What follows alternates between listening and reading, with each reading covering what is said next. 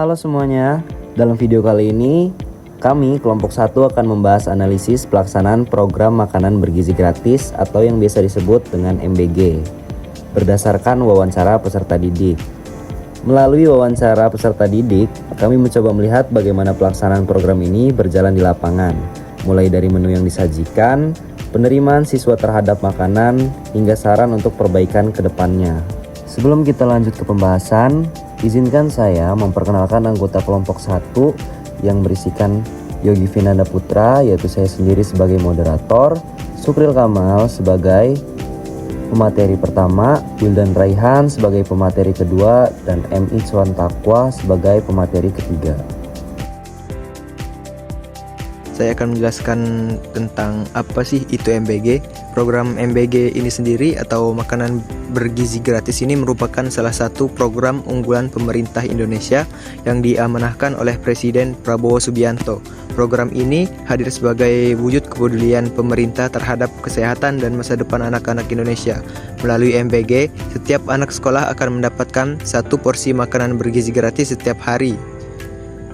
Makanan yang diberikan tentunya mengandung gizi seimbang seperti nasi, lauk pauk, sayur, dan buah agar kebutuhan nutrisi anak terpenuhi dengan baik.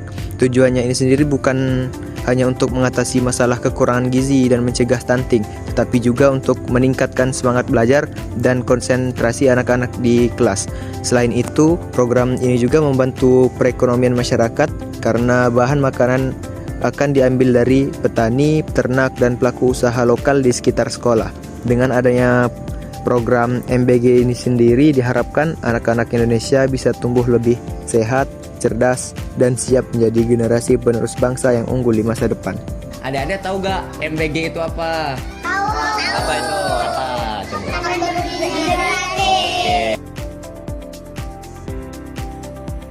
Baik, pada slide ini saya akan menjelaskan tujuan dari program MBG berdasarkan hasil wawancara kami dengan beberapa siswa dari berbagai jenjang sekolah. Tujuan yang pertama yaitu agar gizi mereka sebagai pelajar dapat terpenuhi dengan baik. Dari hasil wawancara, banyak siswa menyampaikan bahwa mereka merasa program MBG sangat membantu dalam menjaga asupan gizi harian. Dengan adanya program ini, mereka jadi bisa menikmati makanan bergizi di sekolah sehingga lebih berenergi dan bisa fokus belajar. Dan tujuan yang kedua yaitu agar teman-teman siswa yang kurang mampu tetap bisa mendapatkan gizi yang cukup. Berdasarkan penuturan beberapa siswa, program ini sangat berarti bagi mereka yang berasal dari keluarga dengan keterbatasan ekonomi. Program MBG membantu mereka agar tidak merasa tertinggal karena semua siswa mendapatkan kesempatan yang sama untuk mengonsumsi makanan bergizi tanpa harus memikirkan biaya.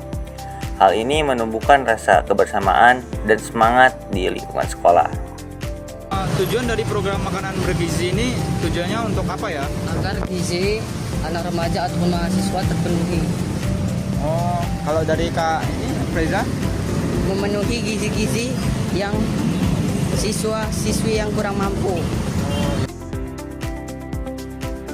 Baik, kali ini saya akan membahas seberapa efektif program MBG. Seperti yang telah tercantum, program MBG dinilai sangat efektif dalam memperbaiki gizi anak muda. Menurut Raditya, dengan adanya program MBG, kebutuhan gizi setiap siswa dapat terpenuhi, terutama bagi mereka yang tidak memiliki atau tidak membawa bekal dari rumah. Fajar pun juga berpendapat bahwa program ini sangat bermanfaat karena mampu meningkatkan gizi anak Indonesia sekaligus membantu siswa berhemat dengan menabung uang saku mereka.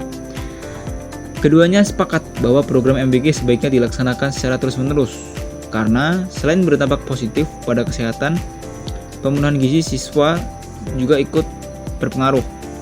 Program ini juga berpotensi mengurangi angka stunting dan meningkatkan kualitas generasi muda di masa depan. Oke, jadi intinya itu ya teman-teman, program MBG dinilai efektif dalam meningkatkan gizi anak muda.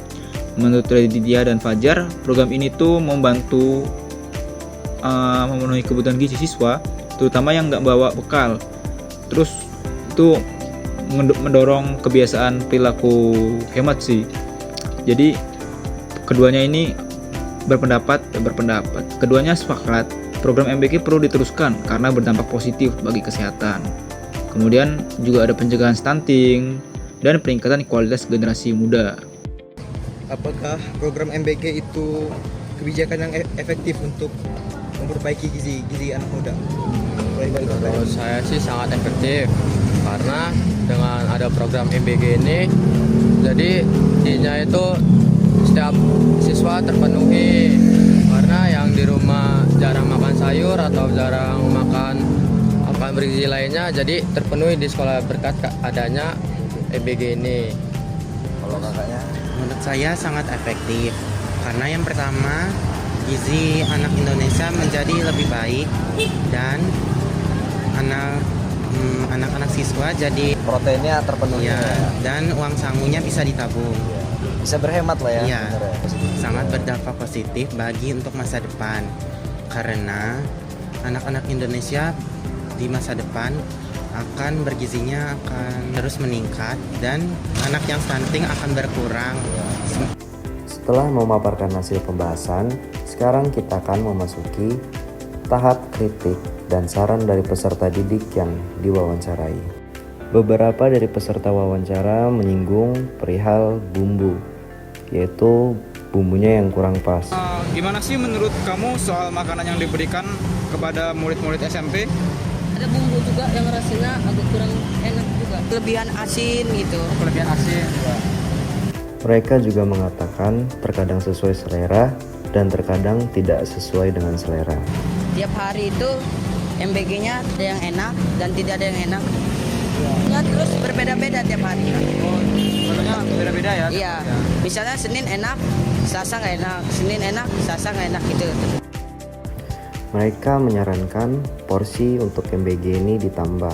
Kalian ada nggak sih saran atau masukan buat program MBG ini untuk supaya lebih baik ke depannya gitu? Porsi makannya setiap MBG itu bisa ditambahin karena setiap anak tuh memiliki porsi makan yang berbeda-beda. Sayur yang bervariasi setiap minggunya. Nah, variasi sayur-sayurannya lebih ditambahkan karena dari setiap orang itu memiliki cita rasa yang berbeda-beda.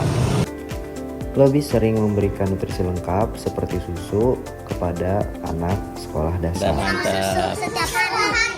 Susu setiap hari. Oh, emang susu gak tiap hari? Oke, setelah mendengarkan kritik dan saran dari peserta wawancara, sekarang kita akan masuk ke tahap saran dari kelompok 1 untuk program MBG. Untuk saran yang pertama, saya mengutip jawaban dari salah satu peserta tentang membuat variasi sayur yang lebih berotasi setiap minggunya. Dengan sayur yang lebih beragam, anak-anak penerima MBG tidak hanya mendapatkan gizi yang lengkap, tapi juga bisa menikmati rasa yang berbeda setiap harinya. Untuk saran yang kedua, berdasarkan hasil wawancara dengan siswa diketahui bahwa perlu adanya upaya untuk memperketat pengawasan dapur MBG guna memastikan cita rasa makanannya tetap terjaga. Para siswa menilai bahwa rasa makanan terkadang berubah karena perbedaan cara pengolahan atau penggunaan bumbu, sehingga dibutuhkan cara memasak yang sangat teliti. Dengan pengawasan yang lebih ketat, kualitas rasa dan kebersihan makanan dapat dipertahankan, serta kepercayaan siswa terhadap program MBG dapat semakin meningkat, karena makanan yang disajikan tetap lezat, bergizi, dan layak konsumsi. Baiklah, saya akan memberikan saran untuk program MBG ini sendiri. Saran untuk program MBG ini adalah agar pemerintah memperkuat sistem pengawasan dan distribusi makanan di setiap sekolah. Hal ini penting untuk mencegah terjadinya masalah seperti keterlambatan distribusi, kualitas makanan yang menurun, atau menu yang tidak sesuai standar gizi. Dengan adanya pengawasan yang ketat dan kerjasama antar sekolah, pemerintah daerah, serta masyarakat, program MBG bisa berjalan lebih efektif dan benar-benar memberikan manfaat bagi anak-anak sekolah di seluruh Indonesia. Terima kasih. Oke, jadi untuk saran yang keempat, yaitu tertera melakukan evaluasi berbasis data terhadap preferensi siswa mengenai kesukaan atau ketidaksukaan mereka terhadap makanan. Ya, tujuannya yaitu untuk mengurangi jumlah makanan yang tidak disukai. Jadi sudah jelas terpapar di dalam materi bahwasanya untuk melakukan mengurangi jumlah makanan yang tidak disukai itu kita menggunakan metode evaluasi berbasis data.